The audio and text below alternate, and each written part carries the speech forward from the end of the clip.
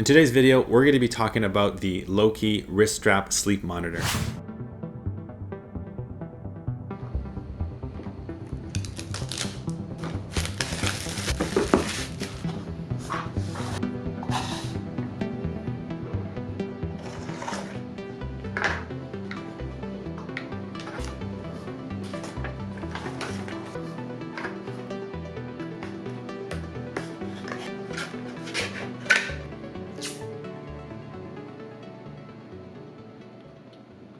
What it tracks specifically is motion, your heart rate, and most importantly, your blood oxygen saturation level. You might be wondering, what is all this information? Well, what is the blood oxygen saturation level? Well, for me to talk about the importance about your blood oxygen saturation level as you sleep, I need to talk to you about sleep apnea and what it is.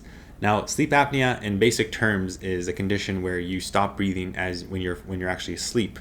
So per hour, how many times do you stop breathing? Are you gasping for air? Are you feeling tired in the morning? Does your partner tell that you snore a lot as you sleep? Those could be all symptoms of sleep apnea. Now, there's different levels of severity of sleep apnea. If you stop breathing a lot per hour, let's say like more than 10 times per hour, you might be diagnosed with a more severe type of sleep apnea. Now, this device comes in handy because if you already are diagnosed with sleep apnea, it helps you track your CPAP therapy. Basically, CPAP therapy is something that you put on your face. It's a machine that blows constant air through your airway, and it kind of allows your throat to stay open all throughout this night's sleep, and it allows you to actually breathe more normally. So this device actually is actually very helpful for me personally, because I'm able to see my CPAP therapy. Is it working? Is it not? So this is actually very handy. And for people who don't have sleep apnea, this might be handy in maybe getting a sense. Now, I don't think this device will actually shouldn't medically diagnose you. You should go, if you feel you have symptoms of sleep apnea, definitely go see a professional, go see a doctor, and get a sleep test. And that way, with all the detailed reports, you can actually diagnose sleep apnea. But at least this would give you some symptoms, or at least help you detect if your blood oxygen saturation falls below a certain percent. Maybe there is some warning, some sign of that there is sleep apnea. I've tested it on many different people, such as myself. I'm diagnosed with sleep apnea.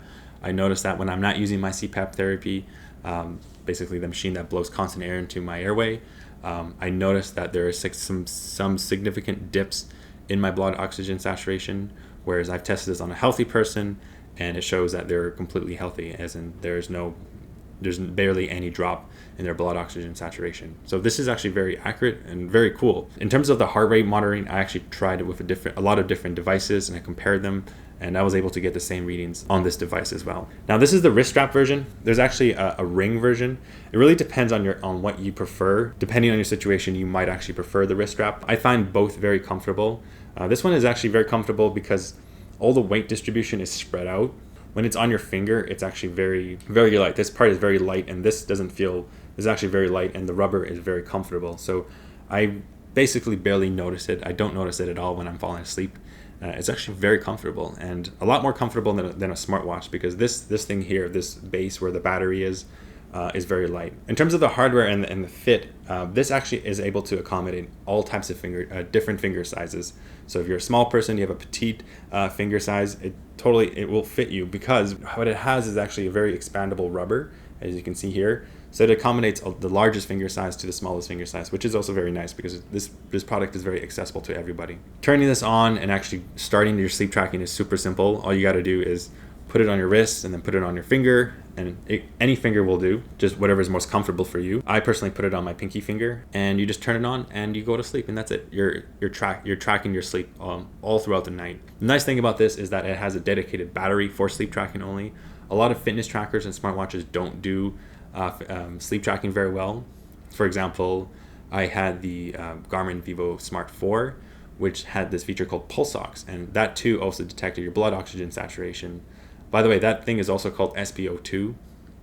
It's a long word, but they're interchangeable terms. So Pulse Ox, SpO2, blood oxygen saturation, it detected it, but it only detected 4 hours, and that isn't very helpful. I like to be able to see the entire night's sleep and compare it to my CPAP machine's data and see like if there's any differences or anything like that. So it's nice to have everything synchronized. One feature I really like about the software, so obviously syncing is very simple. Just turn on your Bluetooth, download the app called ViHealth, and then just turn on your device, open the app, and it just automatically syncs. You don't even have to connect to Bluetooth. It just knows the device. So it syncs in a matter of seconds. You'll have all your detailed reports. It has a historical. It actually backs up all your information. You can go into the details. You can see your motion data. You can see the time you've slept. You can see your average SpO2. All that information is there, which is very handy. You can zoom in and see more details, which is also a very nice, handy feature, because a lot of sleep tracker apps, their interface is very simple. All you do is see a graph, but you can't zoom in. You can't see information. You can't see what particular minute at second when you had a significant drop in your blood oxygen saturation reading. So I really like how there's a lot of detailed information in the app, and it's also just very simple to use. Also with the app, you can go get real-time information. So if you go to the second tab, you can see your current heart rate and your current SpO2. So now that we talked about sleep apnea, we can talk about one of the most important features this device offers.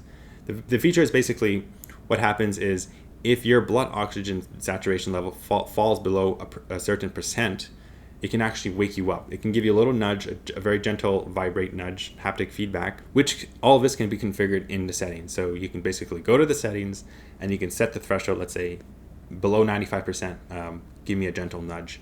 You can also change the haptic feedback, the intensity of how strong the vibration is. So it's very configurable. And this feature is really important because one of the key things about sleep apnea is, when you sleep on your back, you're more likely to have apneas and basically stop breathing. By sleeping on your back, you might have a poor position with your pillow. Your throat muscles might be relaxed, because this happens to a lot of people who've maybe been drinking a lot of alcohol, who are overweight, or people who have a larger throat or have bigger tonsils. By sleeping on your back and having your throat muscles kind of be more relaxed, you're more likely to have issues sleeping because of your airway being blocked. And that's why we have CPAP therapy. But another alternative solution that's less invasive than CPAP therapy is to sleep on your side. So in fact, some doctors prescribe patients who have low to moderate sleep apnea a special type of jacket with balls that actually, when they fall asleep, it kind of reminds them to sleep on their side. Well, this device can actually nudge you to sleep on your side. So let's say during your sleep you stop breathing for whatever reason. This device detects that your blood oxygen saturation has gone down a bit. It'll gently nudge you to sleep on your side. You feel that haptic cue, and that tells you to sleep on your side, and therefore you can breathe more easily and you can have a better night's sleep. Another really cool thing about the software is that you can actually share or export your results, and you can annotate your reports. So basically, if you have a bad night, you can write a note, and then you can actually look back at your historical logs and see that, oh, I dropped a lot in my blood oxygen saturation, and here's a note, here's the reason why, maybe I was drinking that night. So this is actually very helpful in kind of looking back at your records and historically monitoring how well you've been receiving your CPAP therapy, or how well you're actually just sleeping in general. So overall, I'm very impressed with this device. It's very comfortable, it's very easy to use, and I also find that it's very accurate. For people who don't have sleep apnea, I do think it's actually a very cool device, because you're able to get very detailed insight into your sleep. And for people who have sleep apnea and want to continue improving their condition, I do recommend having this device, because it's very complementary to your CPAP therapy, in that you can monitor how well your CPAP therapy is actually working, and then you can make micro adjustments to your prescription. Thanks for watching this video. I really hope you enjoyed it. If you have any questions about this sleep monitor, please let me know down below in the comments. I'll leave a link in the description where you can find and buy it. That's it. That's all for now. Thanks for watching. See you guys in the next video. One last thing before you leave, make sure to check out the other review where I review the Lookee Ring sleep monitor. I just want to give a big thanks to Lookee for letting me use this device to test and review. As a disclaimer, I was not paid to make this video, and since this is not a sponsored video, all my opinions are my own.